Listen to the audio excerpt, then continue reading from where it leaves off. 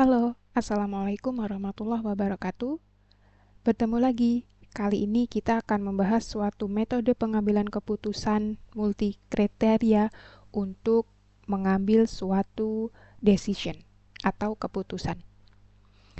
Metode ini disebut sebagai Analytical Hierarchy Process atau biasa disingkat AHP. Sebagai orang yang belajar terkait dengan administrasi perkantoran ataupun manajemen perkantoran, yang mana nanti ketika kita sudah bekerja secara nyata gitu ya, secara real, role sebagai administrator atau mungkin sebagai staff atau mungkin sebagai sekretaris, bahkan ketika kita sudah menjadi manajer, tentu akan dihadapkan dengan berbagai hal yang kita itu harus mengambil keputusan. Semisal, di dalam kantor kita akan membeli laptop untuk digunakan oleh semua karyawan.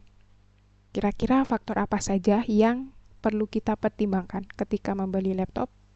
Semisal apakah ukuran RAM-nya, atau mungkin ketahanan baterainya, atau justru lebar dari layar laptop tersebut, atau apakah hanya cukup dengan laptop ukuran 14 inch, atau lebih baik laptop ukuran 15 inch.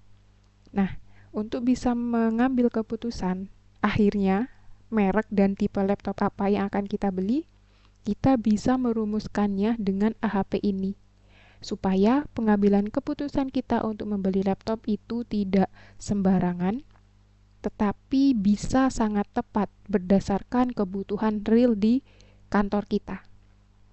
Oke, mari kita bahas satu persatu terkait dengan metode AHP ini. Jadi, AHP adalah metode pengambilan keputusan yang dikembangkan oleh Thomas Elsetti pada tahun 1970-an, di mana metode ini tuh akan membantu kita dalam memecah masalah yang kompleks menjadi struktur hierarki yang lebih sederhana. Jadi, ketika kita ingin mengambil suatu keputusan yang besar untuk memecah masalah yang kompleks, kita akan dituntun nih oleh AHP untuk membreakdown satu persatu hal yang bisa kita pikirkan dan yang bisa kita lakukan, sehingga pemecahan masalah tersebut nanti bisa tepat.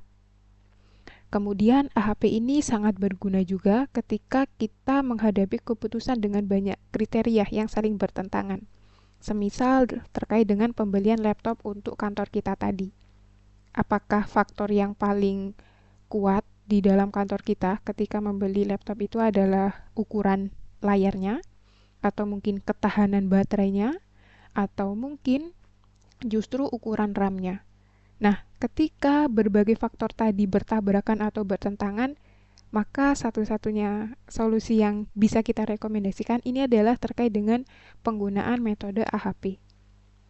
Kemudian mungkin juga di perusahaan atau kantor kita itu sedang ingin menentukan kira-kira vendor pengadaan ATK mana yang akan kita pilih. Nah, daripada kita menentukannya secara politis atau sembarangan, lebih baik kita bisa menentukannya dengan AHP ini. Mari kita kulik lebih lanjut. Kenapa AHP itu penting? Karena metode AHP ini sangat sistematis dan juga terstruktur, sehingga bisa mengubah keputusan subjektif menjadi suatu proses yang logis dan juga terukur. Jadi ketika kita dimintain tolong mungkin oleh pimpinan kita, kira-kira mana nih suatu hal yang harus kita pilih.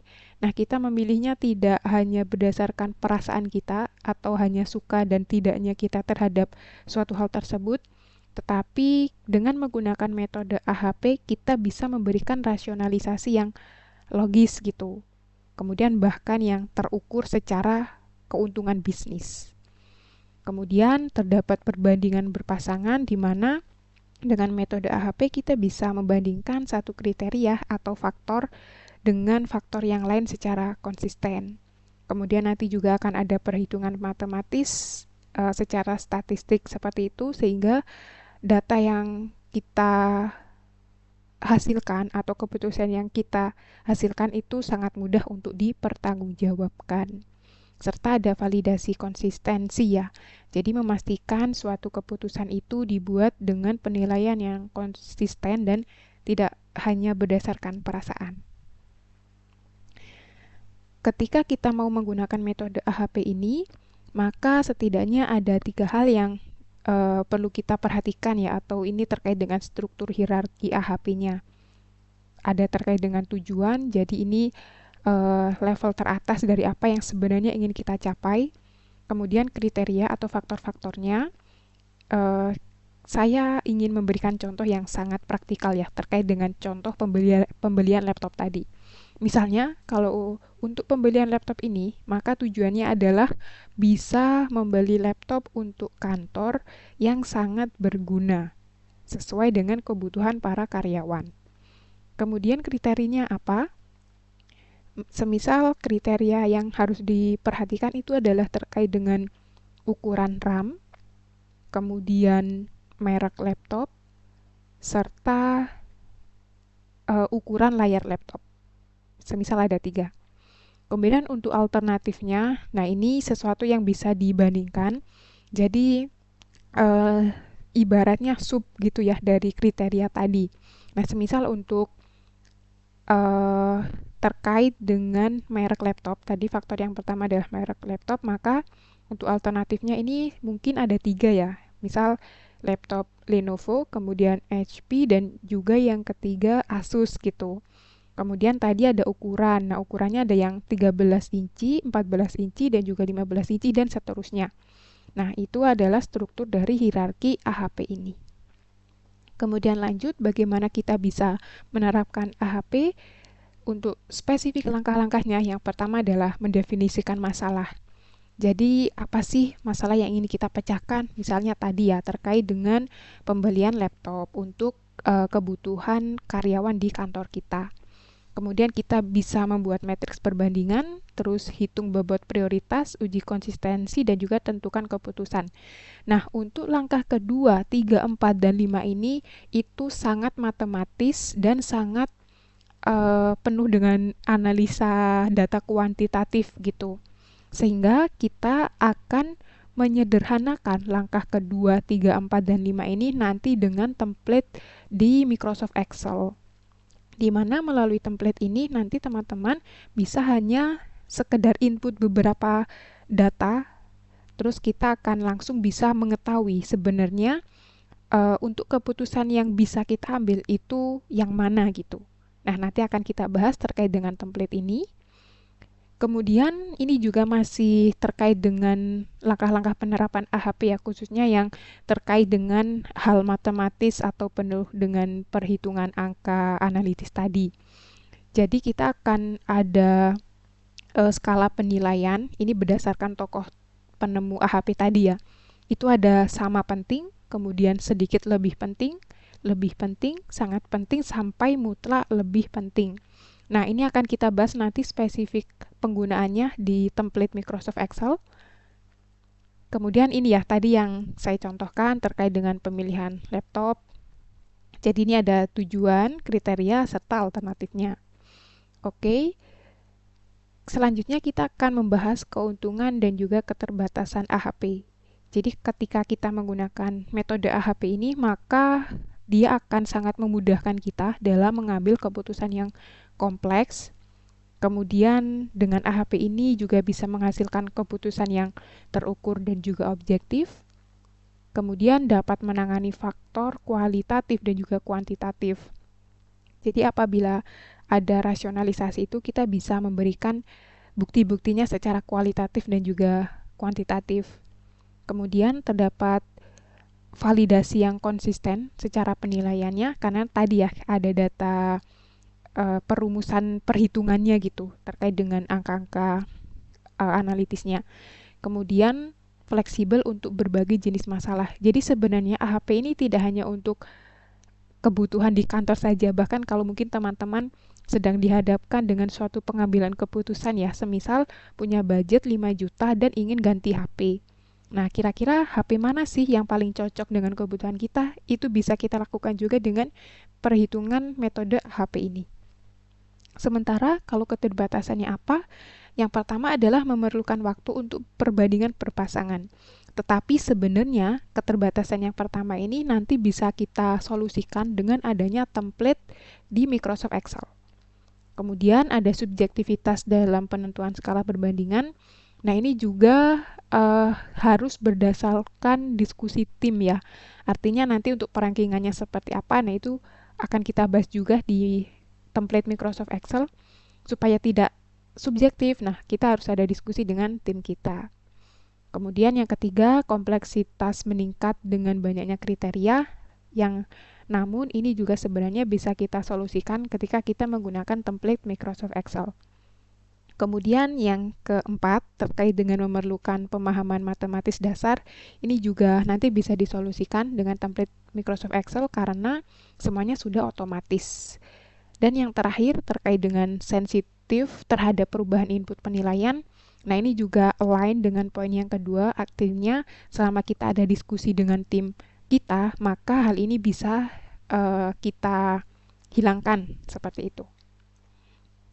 Oke, untuk ringkasannya, jadi AHP adalah metode sistematis untuk keputusan multikriteria dengan perbandingan berpasangan, di mana AHP ini membantu kita untuk mengambil keputusan secara logik dan juga dapat dipertanggungjawabkan.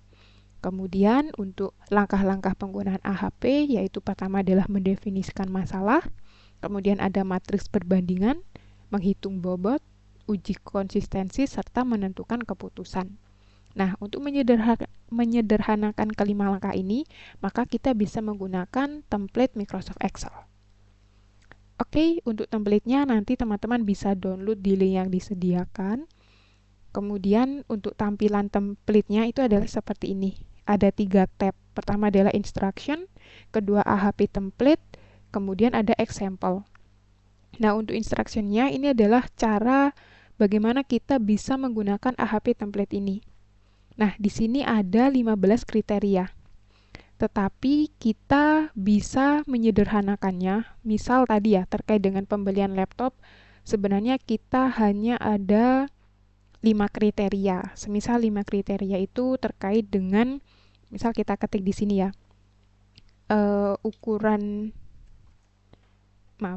nanti bisa diketik di tempat yang lain, itu terkait dengan misal ukuran layar laptop, kemudian ketahanan baterai, kemudian yang ketiga terkait dengan kualitas kamera, yang keempat kualitas audio, dan juga yang kelima terkait dengan apakah laptop tersebut touchscreen atau tidak. Nah, semisal 5 tadi. Sehingga untuk kriterianya di sini kita bisa edit menjadi 5. Nah, kriterianya 5. Sehingga kalau kita cek nanti untuk di bagian sini itu harusnya hanya requirement 1-5 saja yang bisa kita isi. Nah, coba kita perbaiki lagi ya. Untuk pemilihannya ini adalah 5. Oke, untuk kriterianya kita akan rubah ke 5. Nah, sehingga di sini untuk yang requirement atau kriteria 6-15 itu otomatis tercoret, sehingga yang perlu kita isi itu hanya yang warna kuning saja. Nah, semisal ya tadi requirement 1 itu terkait dengan ukuran layar laptop, kemudian yang kedua terkait dengan ketahanan baterai, dan yang ketiga kualitas kamera, keempat kualitas audio, serta kualitas layar touchscreen. Oke, setelah kita input 5 kriterianya di sini, nanti yang di bagian sini, yang warna merah ini ya, yang ada di row 4 ini, itu otomatis akan terisi secara manual, karena memang definisi atau maksud dari skala perbandingan atau matriks perbandingan itu adalah membandingkan antara kriteria ukuran layar laptop ketika dibandingkan dengan ukuran layar laptop. Terus ketika kita ingin mengisi yang di sini, di H5 ini ya maksudnya H5 itu ini row 5, kolomnya H. Nah, di H5 ini itu adalah kita membandingkan ukuran layar laptop dengan kualitas kamera. Terus kalau kita lihat di J8 ini, maka kita sedang membandingkan kualitas audio dengan kualitas layar touchscreen. Nah, di sini teman-teman harus diskusi dengan tim di kantornya. Kira-kira kalau ukuran laptop dengan ketahanan baterai yang dianggap penting itu yang mana? Untuk bisa me-input data, ini input angkanya itu udah ada opsinya juga ya, mulai dari 1 sampai 9, karena tadi di rumus SATI itu adalah ada mulai dari extremely less important sampai di extremely more important. Jadi ketika ukuran laptop dibandingkan dengan ketahanan baterai, semisal dianggap yang paling penting adalah ukuran laptop, berarti angka yang kita masukkan di sini itu harus lebih besar gitu. Nah, ini ya, semisal ukuran layar laptop dengan ketahanan baterai itu masih penting ukuran layar laptop. Nah, berarti kita tulisnya mungkin nggak yang penting-penting banget ya, tetapi extremely more importantnya itu bukan yang level maksimal, tetapi semisal 8 gitu. Nah, maka di sini bisa kita pilih 8. Nah, untuk bisa menentukan angka 8 ini dari mana, maka teman-teman harus diskusi dengan tim di kantornya tadi ya. Jadi nggak hanya pribadi gitu, karena kalau ditentukan oleh pribadi, khawatirnya nanti itu malah menjadi hal yang subjektif gitu. Tetapi semisal ukuran layar laptop dan ketahanan baterai ini menjadi hal yang sebenarnya sama-sama penting, berarti ini levelnya itu hampir sama gitu, sehingga harusnya skornya itu lebih rendah, misal 3. Nah, maksudnya skor 3 di sini adalah berarti, nah semisal 3 ya, moderate more important. Maksudnya moderate kan di tengah-tengah. Artinya antara ukuran layar laptop dan ketahanan baterai ini tuh sebenarnya dua hal yang sama-sama penting gitu. Sehingga di sini kita kasih skor 3 yang artinya moderate gitu. Bahkan kalau mau equal yang benar-benar sama gitu, kita kasih skornya 1. Oke, kita lanjut sekarang ke H5. Ini membandingkan ukuran layar laptop dengan kualitas kamera. Nah, misal kita yang menjadi hal paling penting ini adalah ukuran layar laptop, berarti mungkin kita kasih skor 5, yang artinya ukuran layar laptop ini tuh strongly more important daripada si kualitas kamera gitu. Kemudian kualitas audio semisal juga sama, skornya 5. Terus kualitas layar touchscreen ini sebenarnya nggak yang sangat penting banget, jadinya kita pilih yang very strongly more important ya, ada di 7 semisal. Nah, terus untuk yang perbandingan antara ketahanan baterai dan juga ukuran layar laptop itu nanti akan dihitung secara otomatis. Jadi yang perlu kita input hanya yang warna kuning saja. Nah, ini ketahanan baterai dengan kualitas kamera, misal kita hampir sama ya, misal kayak 2. Kemudian ketahanan dengan kualitas audio misal 3. Terus yang terkait dengan layar touchscreen tadi misal 5 gitu. Demikian pula dengan kualitas kamera dan kualitas audio, misal ada 5. Terus yang touchscreen semisal ada 7. Dan yang terakhir, terkait dengan kualitas audio dan kualitas layar touchscreen semisal 5. Oke, sekarang kita sudah menginput semua datanya. Terus kita bisa cek di paling sebelah kanan. Nah, di sini ada tulisannya check result atau konsistensi cek itu masih di level 17%. Sebenarnya normalnya itu ada di bawah 10%.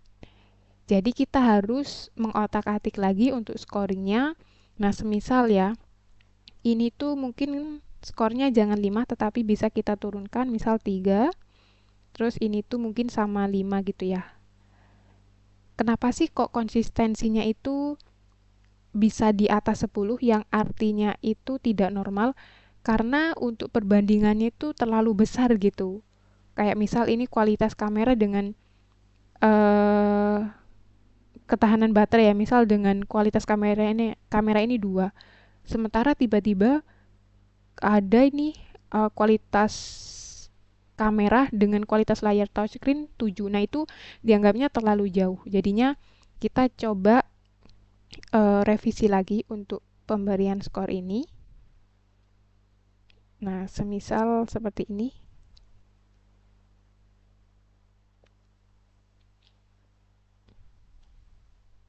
Sekarang kita cek berapa konsistensinya. Nah, di sini sudah 6. Jadi udah auto hijau ya kalau konsistensinya oke. Pokoknya maksimal itu 10 kalau mau dianggap oke. Jadi sekarang kita sudah menemukan untuk perbandingannya. Kemudian di sini ada skornya nih. Jadi untuk kriteria paling penting pertama itu adalah ukuran layar laptop dengan bobot keputusan itu adalah 42%. Sementara yang ranking 2 itu ketahanan baterai, dia ada di 25% dan seterusnya. Nah, ini artinya ketika kita mau misal kayak sudah punya opsi 3 dan kita sudah punya opsi 3 merek dan tipe laptop, maka yang harus kita cek pertama itu adalah terkait dengan ukuran layar laptopnya. Terus yang kita cek lagi ketahanan baterai dan yang terakhir adalah kualitas layar touchscreen. Nah, kita nanti bisa menghitung dengan modal angka-angka ini. Dan semudah itu ya ketika kita menggunakan template Microsoft Excel ini. Bayangkan tadi untuk tahapannya kita harus buat matriks perbandingan, hitung bobot prioritas, sampai uji konsistensi. Yang kalau menggunakan template Excel ini kita semuanya sudah serba otomatis gitu. Jadi nggak perlu menghitung secara manual. Oke, sekarang kita akan mempraktikkan ya. Misal di sini saya kasih contoh. Tadi misal merek laptopnya Lenovo A, kemudian HP B, dan Asus C gitu. Misal ada 3 merek dan tipe laptop ini. Kemudian tadi untuk kriterianya kita bisa copy ya. Semisal kita copy seperti ini. Nah, di sini kita tulis bobotnya ya. Tadi. Sekarang kita bisa misal mulai menghitung ya. Nah, terkait dengan ukuran layar laptop ini, di Lenovo ini tuh ada semisal skornya berapa gitu, semisal 20. Sementara yang merek HP B itu ada 30, terus ini ada 10. Nah, kita coba isi angkanya random dulu ya.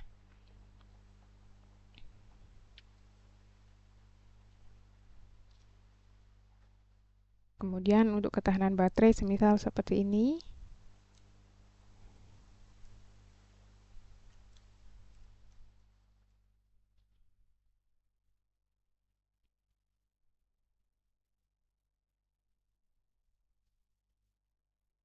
Nah, selanjutnya kita akan melakukan perhitungan.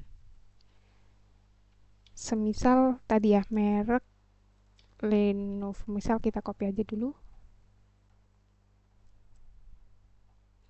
Sekarang kita akan coba melakukan perkalian.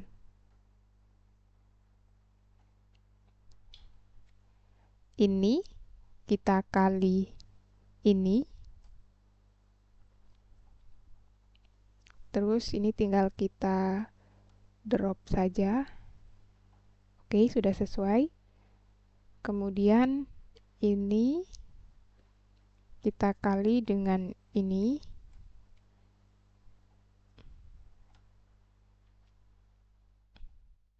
Oke, sudah sesuai. Dan yang terakhir ini kita kali ini.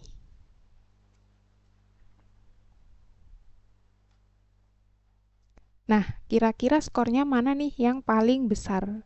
Kita sum ya.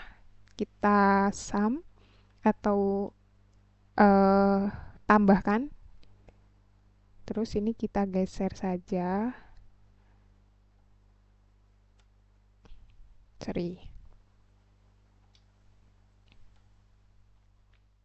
Oke, dari perhitungan ini kita bisa lihat bahwasannya skor yang paling tinggi itu adalah merek HPB dengan skor 24,25%. Berarti artinya ketika kita mau beli laptop sesuai dengan pertimbangan pertama ukuran layar laptop, kedua ketahanan baterai, ketiga kualitas kamera, keempat kualitas audio, dan kelima adalah kualitas layar touchscreen, pilihannya adalah merek HPB. Sehingga kita bisa menyodorkan ke mungkin tim pengadaan barang ya. Kalau laptop yang bisa kita beli itu adalah merek HPB. Kalau ditanya, mana rasionalisasinya, kenapa kita nggak milih yang Lenovo A, kenapa kita tidak memilih yang Asus C? Nah, kita bisa presentasi dengan data ini. Karena berdasarkan scoring, bahwasannya untuk prioritas pertama itu pilihannya tergantung dengan ukuran layar laptop. Untuk yang skor paling tingginya itu, nah ini bisa kita cek ya, bahwasannya merek HPB yang paling tinggi. Begitu pula dengan faktor-faktor yang lainnya. Demikianlah terkait dengan teori AHP dan juga bagaimana pengimplementasiannya secara real dalam konteks pengambilan keputusan yang strategis, baik untuk di perusahaan mungkin juga nanti untuk kehidupan sehari-hari kita ya. Semoga bermanfaat. Sekian. Wassalamualaikum warahmatullahi wabarakatuh. Bye-bye.